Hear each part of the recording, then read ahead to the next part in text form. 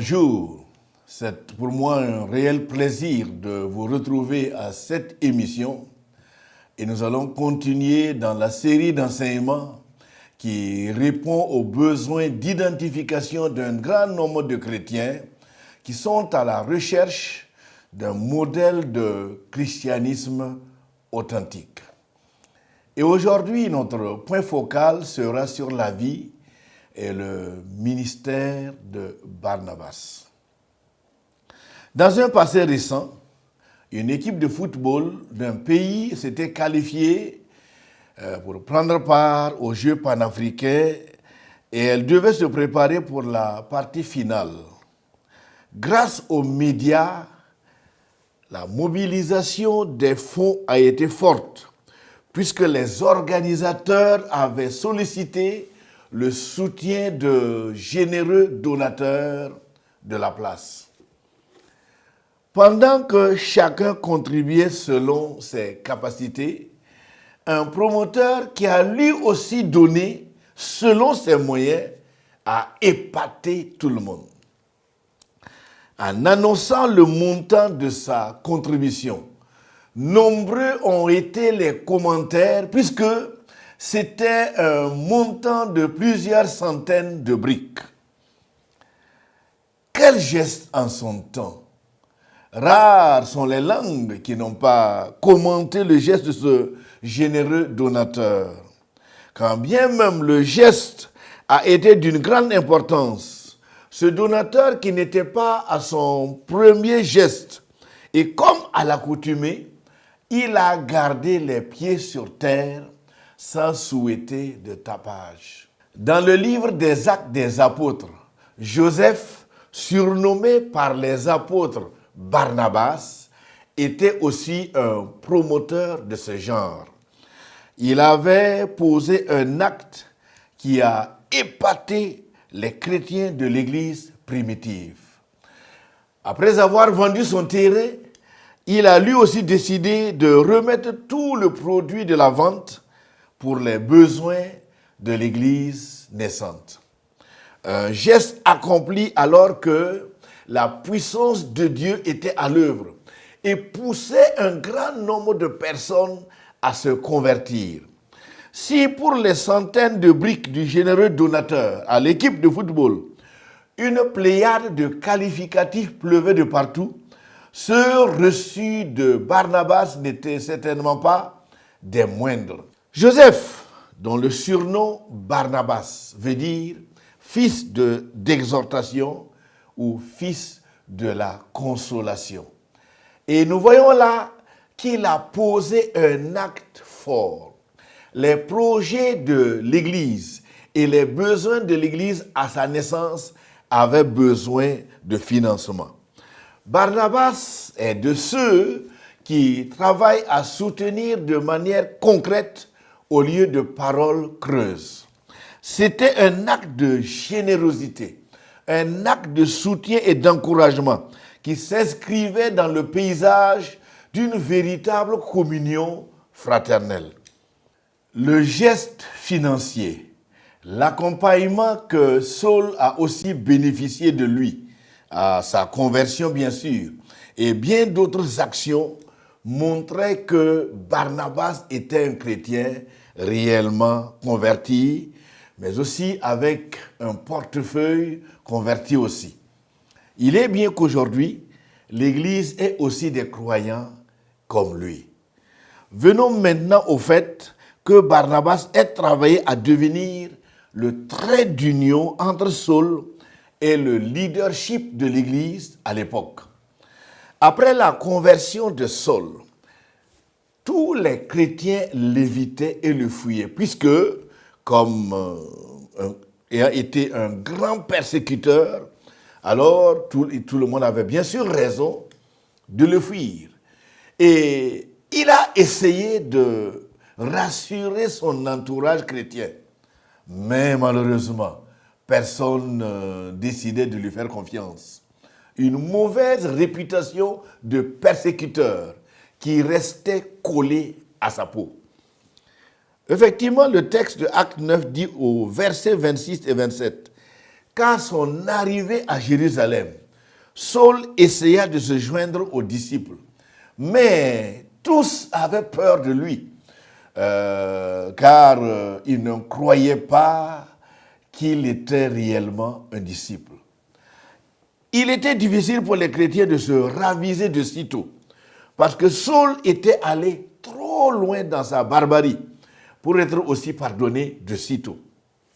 L'auteur du livre des Actes des Apôtres le dit bien au verset 26 que tous le craignaient, pas quelques-uns, tout le monde.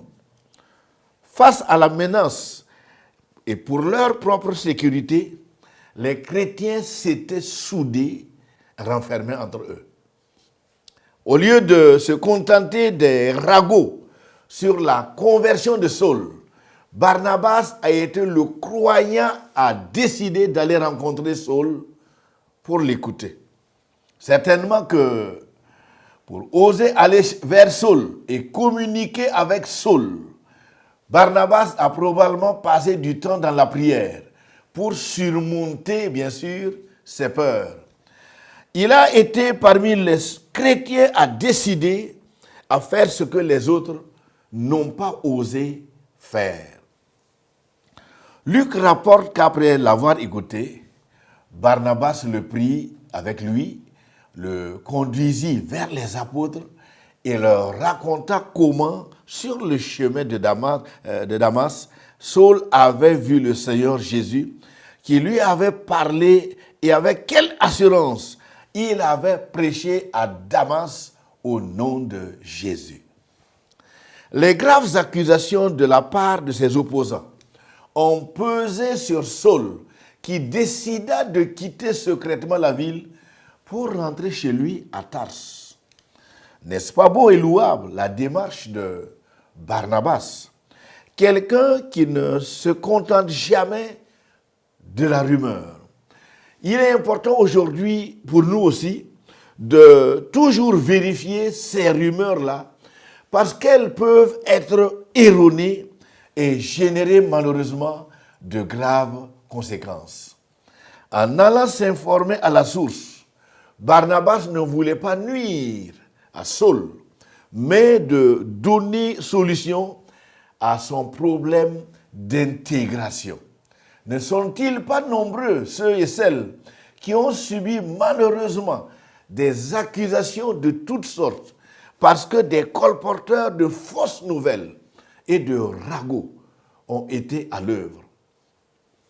Sa mission d'habile bâtisseur de passerelles l'a poussé d'amener Saul devant le leadership de l'Église. Mais comme son sale passé lui est resté collé à la peau, et comme personne ne croyait à sa conversion, Barnabas prit d'abord le soin d'expliquer et de plaider en sa faveur. Et il a pris le soin de raconter au leader comment a été la rencontre de ce monsieur avec le Seigneur Jésus sur la route de Damas. Acte le chapitre 9 et le verset 27 dit que l'ayant pris avec lui, Barnabas le conduisit vers les apôtres et leur raconta comment sur le chemin de Damas, Saul a vu le Seigneur Jésus qui lui avait parlé et comment à Damas il avait prêché franchement, honnêtement au nom de Jésus. Barnabas s'était tout d'abord identifié à Saul. Ça, c'est vraiment un bon élément qu'il est bien de relever. Et il savait aussi que l'atmosphère était trop tendue pour qu'il laisse Saul aller seul. Décidément, Barnabas est un modèle à suivre.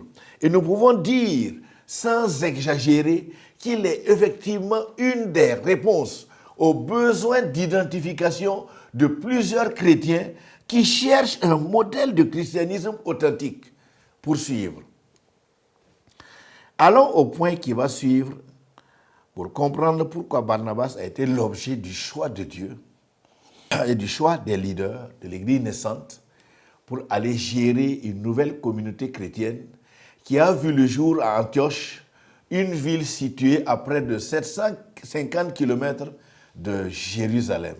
Lisons ensemble les 6 versets de Actes des Apôtres les versets 19 à 24, bien sûr, du chapitre 11.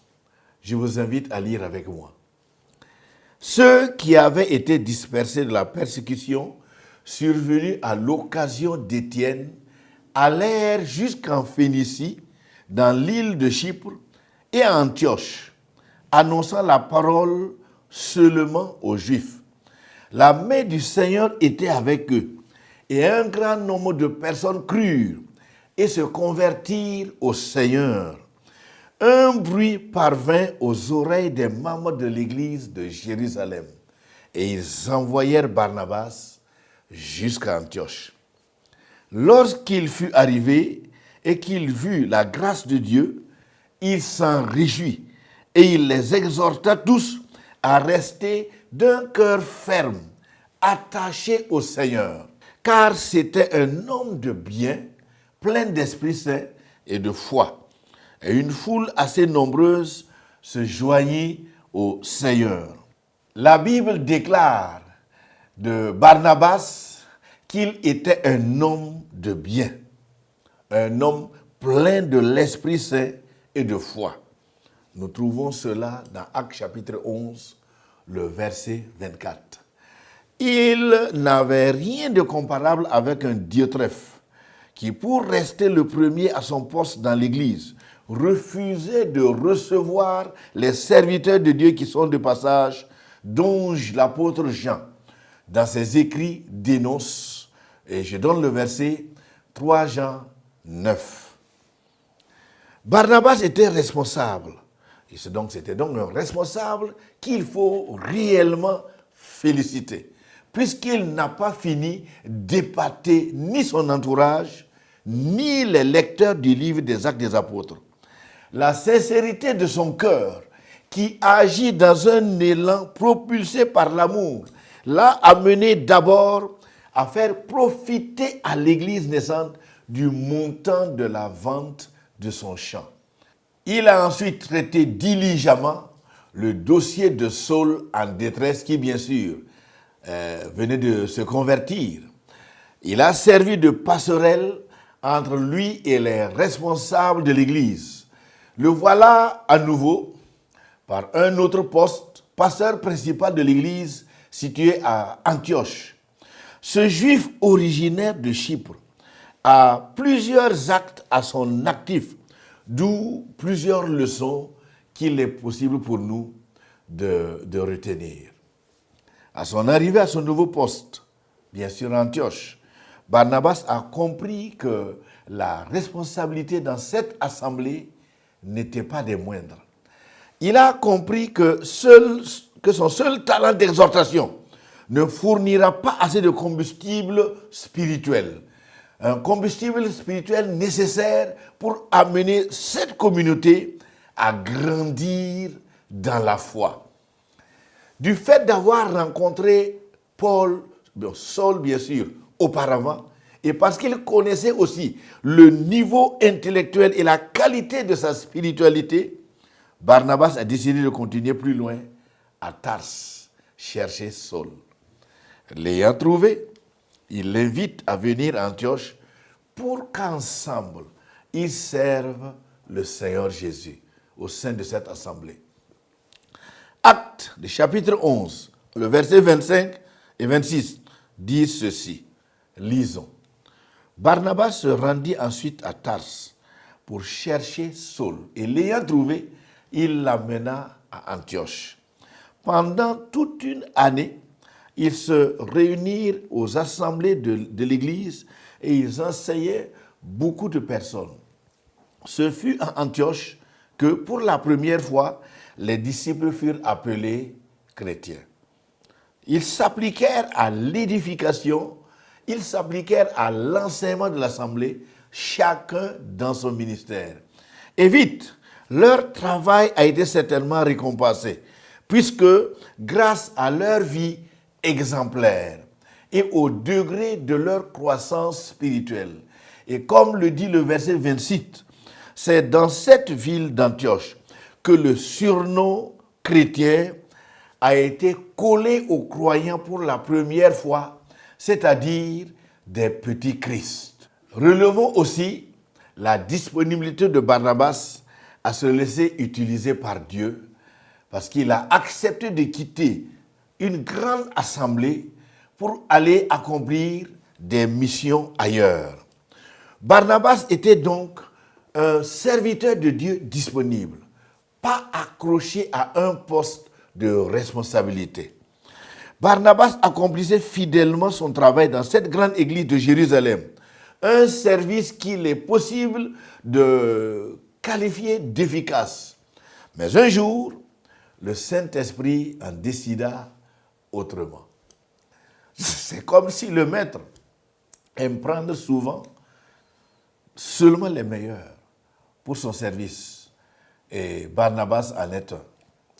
Actes, le chapitre 13, les versets 1 à 4 disent ceci. Lisons.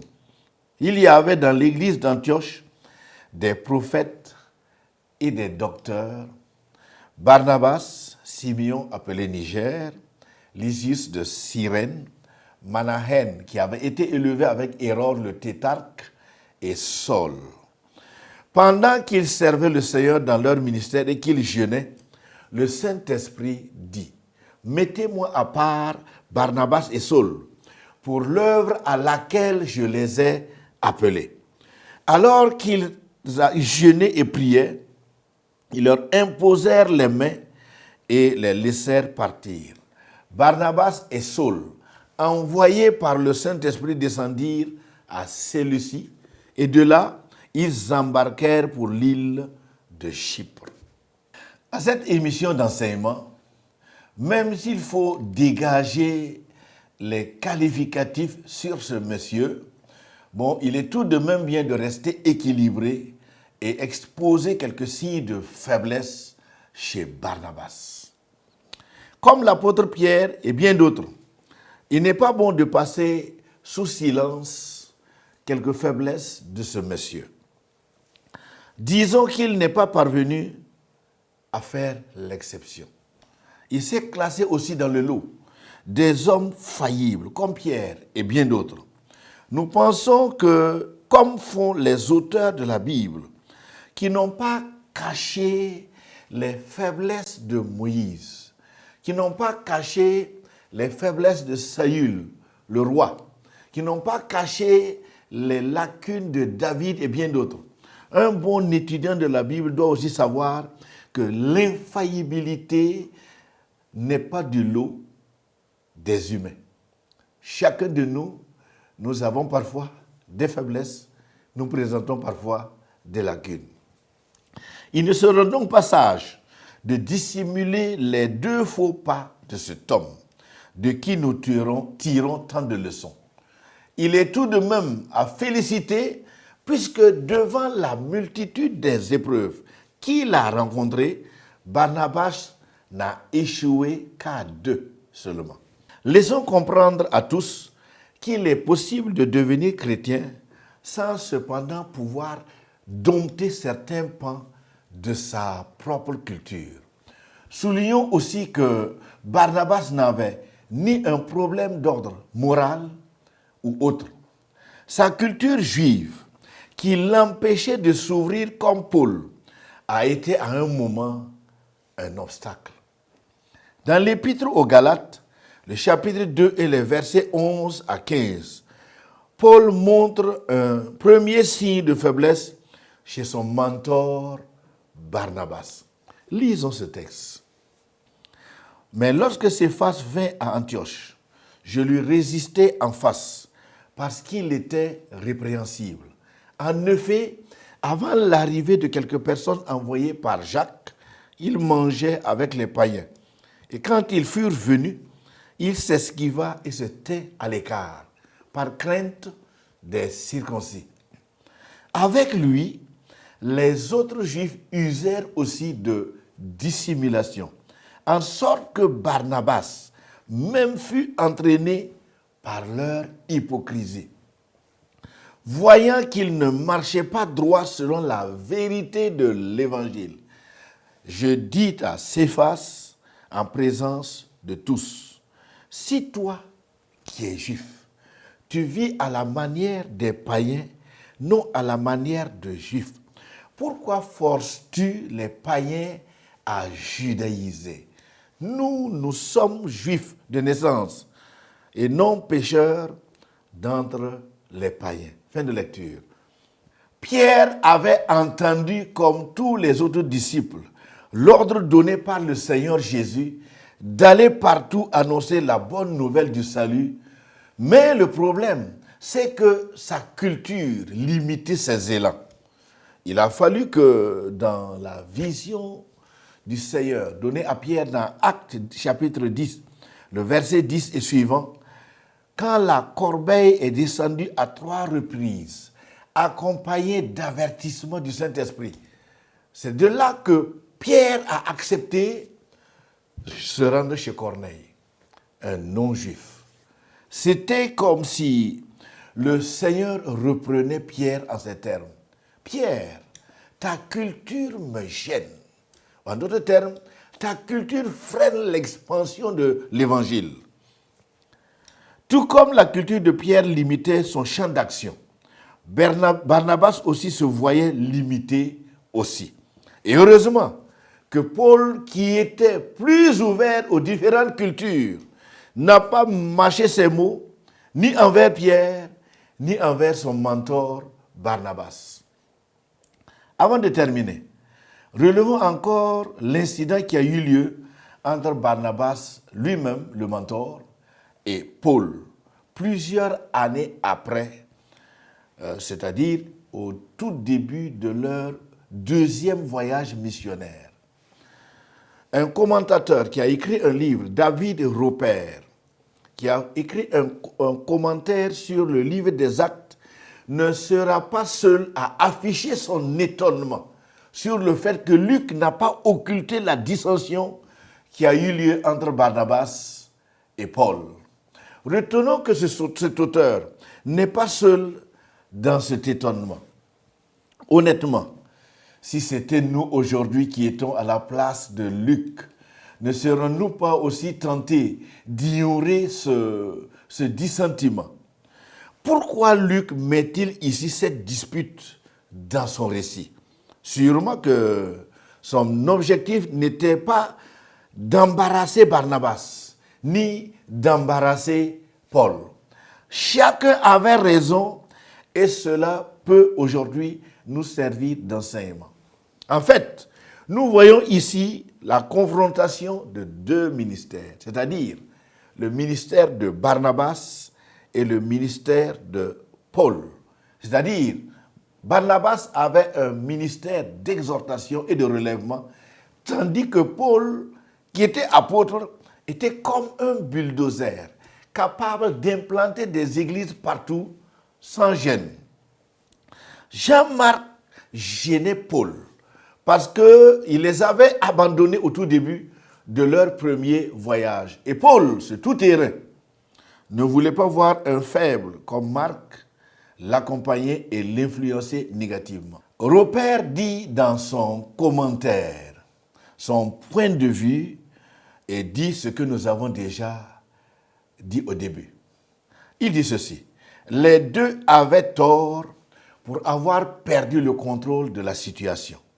Mais les deux avaient aussi raison, parce que dans leur argumentation, on voit la vision de Paul qui se focalisait surtout sur l'efficacité de sa mission, tandis que Barnabas était préoccupé du sort de Jean-Marc.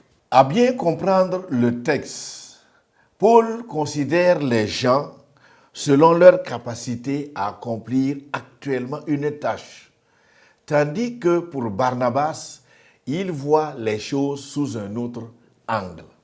Pour lui, sa considération se porte sur le potentiel que Dieu a placé en chacun et qu'un leader doit et peut aider à aiguiser. Ce que les gens deviendront un jour si un accompagnement adéquat leur était assuré. Nous pensons que dans l'exercice du ministère, le Seigneur a besoin de ces deux points de vue pour faire avancer son œuvre. L'optimiste dira que cette dissension était nécessaire, puisque de cette dissension, 2 équipes missionnaires ont vu le jour. C'est simplement parce qu'on n'a pas d'autres écrivains comme Luc qui ont accompagné Barnabas que les informations sur ses efforts nous manquent. Luc est un auteur à vraiment féliciter. Il expose les faits et laisse chaque étudiant de la Bible tirer des leçons, puisque l'on voit comment a été chaque héros du Nouveau Testament. Il les présente tels qu'ils sont, non pas tels qu'ils devraient être.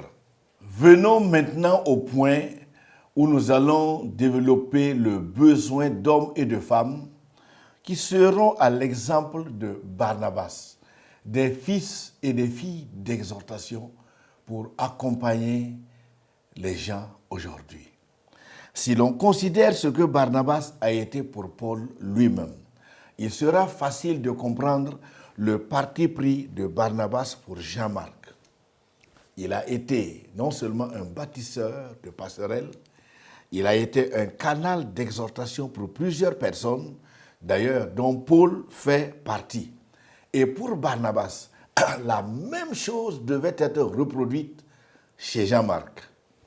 Barnabas voyait donc en Jean-Marc un potentiel, tandis que Paul ne voyait qu'un faible. Pour Barnabas, même si aujourd'hui Jean-Marc présente des lacunes ou il est maladroit, il y a tout de même du potentiel latent comme dans une coquille qui demande des soins et du temps pour éclore. Il fallait donc quelqu'un comme Barnabas pour réchauffer cette coquille et fortifier ce potentiel jusqu'à éclosion. Où Paul et Jean-Marc lui-même allaient-ils finir si chacun n'avait pas rencontré un jour ce Barnabas? Pour Barnabas, l'Église n'a pas besoin de bulldozers capables de faire des percées dans les zones difficiles seulement. Elle a aussi besoin de l'exercice de tous les dons, l'exercice de tous les talents, parce qu'il y a un grand nombre d'hommes et de femmes dont les vies doivent être bâties, dont les vies doivent être renforcées, dont les vies doivent être soutenues et accompagnées. La similitude entre le vécu de Paul et de Jean-Marc est grande. Saul était rentré à Tars parce que découragé et exclu par les chrétiens. Jean-Marc est lui aussi rentré à Jérusalem parce que découragé par les difficultés rencontrées dans l'exercice du ministère. Nous sommes nombreux aujourd'hui à vivre presque les mêmes réalités. Combien de personnes aujourd'hui avaient de gros projets pour rallonger leur cordage, les cordages de leur tente, c'est-à-dire aider à répandre la bonne nouvelle. Mais à cause de divers facteurs, ils ont fait face à des échecs ou à de l'opposition. Et aujourd'hui, elles sont sur le point de tout abandonner. Même si un jour, Barnabas a laissé apparaître des lacunes, ne faut-il pas encore aujourd'hui des gens du calibre de cet homme, des fils d'encouragement, des fils de la consolation, pour que les Paul et les Jean-Marc puissent aussi faire des percées dans la vie?